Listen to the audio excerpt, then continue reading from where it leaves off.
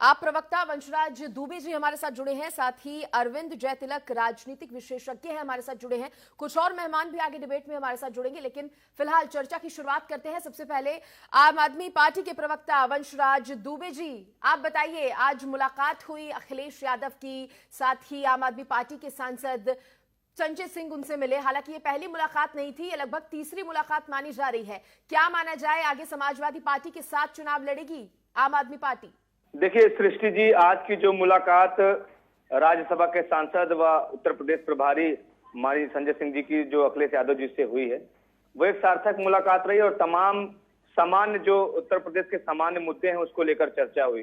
4.5 साल से, या यूं कह लीजिए लगभग 5 साल पूरा हो गया योगी आदित्यनाथ जी की सरकार का।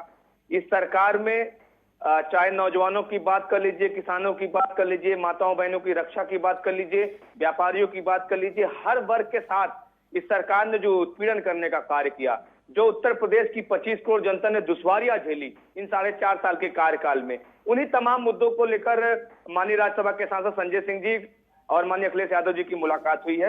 रही बात जो आप गठबंधन की कर रही है, तो मुझे लगता है कि ये जल्दबाजी होगी, अभी इसका कोई ठोस आधार नहीं है, ठोस सबूत भी नहीं है उस बात का। ये बात जरूर है कि आज जरूरत इस बात की है कि किस तरीके से भारतीय जनता पार्टी, जो एक ऐसी पार्टी उत्तर प्रदेश के लिए बन रही कि अगर ये 10 साल या 5 साल और राज कर जाएगी तो उत्तर प्रदेश की जो आने वाली पीढ़ियां उनका भविष्य बर्बाद करके छोड़ेगी। एक ऐसी पार्टी है जहां पर रात में 2:30 बजे एक वाल्मीकि समाज की बेटी को पेट्रोल डालकर जला दिया जाता है और पूरी की पूरी सरकार उस अपराधी के पक्ष में खड़ी हुई नजर आती है। एक ऐसी सरकार उत्तर प्रदेश में चल रही है जिस क्षेत्र से योगी आदित्यनाथ जी रहने वाले हैं, जहां जो उनका गृह क्षेत्र माना जाता है गोरखपुर, वहां पर ईंट भट्टा के मजदूरों की बहन बेटियों के साथ बंदूक के दम पर किस तरीके से बलात्कार हुआ और सरकार ने किस तरीके से पल्ला झाड़ लिया, ये पूरा आप लोगों ने देखा। तो एक ऐसी उत्तर प्रदेश, मेरा सवाल आपसे वही है, क्या ऐसी सरकार को, जिस सरकार की आप बात कर रहे हैं, क्या ऐसी सरकार को हटाने के लिए अब समाजवादी पार्टी और आम आदमी पार्टी एक साथ चुनाव लड़ेंगे?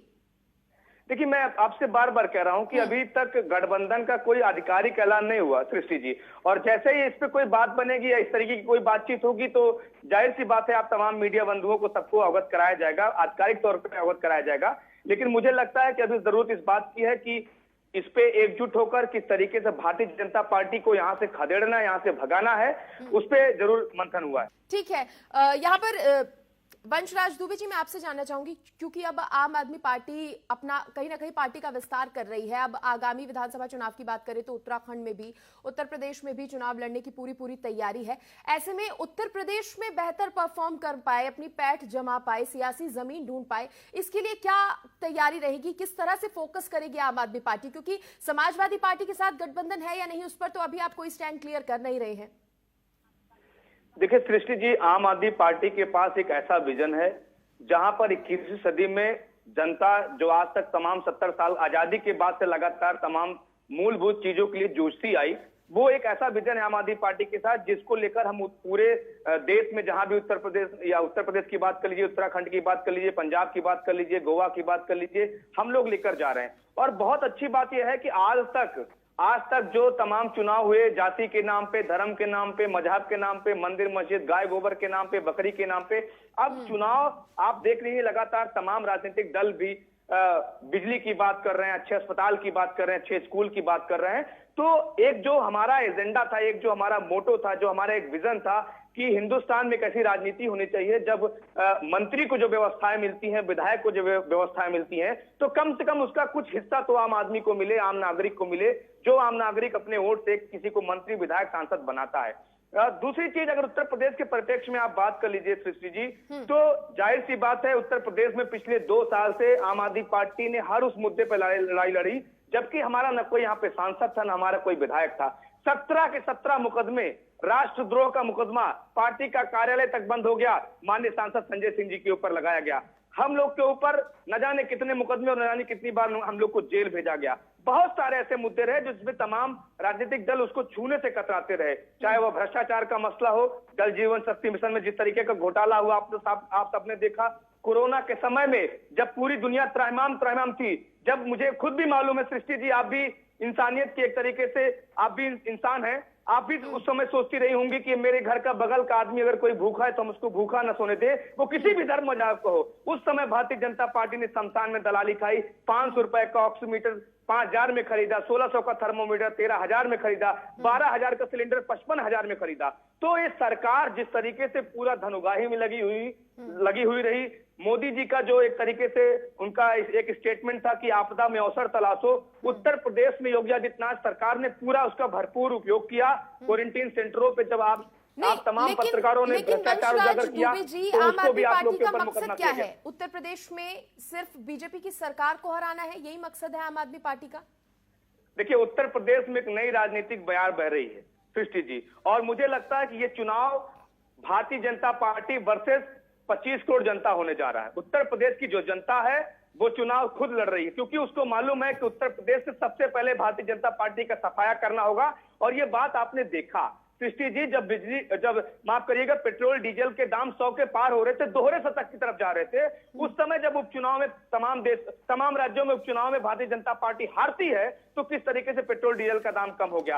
अभी जब उनको ये डर सता रहा था कि कहीं ना कहीं हमारी जमानतें जब्त हो जाएंगी पश्चिमी यूपी में, उन्होंने किसान तीनों काले कानून वापस ले लिए। सबसे दिलचस्प बात यह है सृष्टि जी कि मुझे समझ में नहीं आता कि भाजपा के नेता प्रवक्ता इस चुनाव में जाकर क्या कहेंगे किसानों से। वंशराज दुबे जी क्या कहेंगे? हालांकि आप तो गठबंधन पर कुछ कह नहीं रहे थे, लेकिन समाजवादी पार्टी की तरफ से कहीं ना कहीं इशारा कर दिया गया है गठबंधन हो सकता है, और साथ ही साथ राजनीतिक विशेषज्ञ हमारे बता रहे हैं कि कहीं ना कहीं आम आदमी पार्टी का सपा के साथ आना सपा के लिए थोड़ा खतरा साबित हो सकता है। नहीं, देखिए सृष्टि जी, हमारा जो अभी तक का कार्यकाल रहा है दिल्ली में, आपने देखा कि हमने कहीं भी जाति धर्म की बात नहीं की। हमने बात की तो अच्छी शिक्षा कैसे मिल सके, अच्छे अस्पताल कैसे मिल सके, अच्छे स्कूल कैसे मिल सके। हमारे पास वो आइडिया है, हमारे पास वो विजन है। हमको मालूम है कि कैसे 300 यूनिट बिजली मुफ्त दी जा सकती है, और हमको ये मालूम है कि कैसे सरकारी स्कूल अच्छे बनाए जा सकते हैं। हमको ये मालूम है कि कैसे महिलाओं की बस की यात्रा फ्री की जा सकती है। हमको ये भी मालूम है कि कैसे 300 करोड़ रुपए की सड़क, 300 करोड़ रुपए की सड़क को 200 करोड़ रुपए बनाया जा सकता है। ये भी आप बेहतर जानते हैं। नहीं, एक बार सवाल आप रिपीट करिए प्लीज। दिल्ली की राजनीति और उत्तर प्रदेश की राजनीति में फर्क भी काफी है, ये भी आप बेहतर जानते हैं। कोई फर्क नहीं सृष्टि जी, कोई फर्क नहीं है। दिल्ली की आबादी 2 करोड़ है तो वहां का बजट महज 60,000 करोड़ रुपए है, और जब आम आदमी पार्टी सत्ता में आई थी तो महज बजट जो था 32,000 करोड़ रुपए था। हमने हर चीज फ्री दी, बावजूद उसके प्रॉफिट का बजट भी दिया। आज उत्तर प्रदेश में आबादी 25 करोड़ है, लेकिन यहाँ का बजट भी सृष्टि जी 5.5 लाख करोड़ रुपए है। यहाँ पर सिर्फ कमी है तो एक नियत की, एक साफगोई की, एक ईमानदार सरकार की। मुझे लगता है कि आपको साथ मिलकर ईमानदार सरकार बना पाएंगे। देखिए, ऐसा मुझे लगता है कि अगर उत्तर प्रदेश में आम आदमी पार्टी आती है तो किस तरीके से सत्ता चलाया जाता है, किस तरीके से यहाँ की जनता को मूलभूत समस्याओं का समाधान हम लोग कर सकते हैं, ये हम आपको करके दिखाएंगे। नहीं, आप तो सभी सीटों पर लड़ने की बात कह रहे हैं। कैसे सीटों का फॉर्मूला कैसे तय करेंगे, सीट शेयरिंग का, अगर गठबंधन में आते हैं तो? अभी आप फिर से गठबंधन पे आगे, मैं आपसे बार बार कह रहा हूँ कि ये कोई आधिकारिक ऐलान तो है नहीं। माननीय सांसद संजय सिंह जी अभी 2 दिन पहले नेताजी के बर्थडे पे भी गए थे, मुलाकात की थी। उसके पहले अखिलेश यादव जी के भी जन्मदिन पे मुलाकात हुई थी। वो एक शिष्टाचार औपचारिक मुलाकात थी। आज जो कुछ मुलाकात हुई है वो किस बात पे हुई उसको भी मैंने आपके सामने बताया कि उत्तर प्रदेश की जो परिस्थितियां बनी हुई हैं उसको कैसे खत्म किया जाए, उत्तर प्रदेश को एक नए आयाम पे कैसे लाया जा सकता है। उत्तर प्रदेश में जब एसएसपी रंगदारी मांगता हो व्यापारी से, और व्यापारी जब रंगदारी नहीं देता तो उसकी हत्या कैसे हो जाती, इन तमाम चीजों पर रोकथाम कैसे हो, कैसे योगी आदित्यनाथ जी हर चौराहे पर अपना चेहरा चमकता हुआ पोस्टर तो लगाए हैं, लेकिन उससे कोई कार्रवाई नहीं पार्टी हो जाएंगी ना। अलग अलग रहकर कैसे एक साथ काम कर पाएंगे? नहीं सृष्टि जी, देखिए मैं आपसे बता रहा हूं कि एक कॉमन एजेंडे पे बातचीत हुई है। अब अगर आप अपने शब्द को मेरे मुंह में बार बार डालना चाहती है तो मुझे लगता है आपको थोड़ा सा धैर्य रखना पड़ेगा। चलिए ठीक है,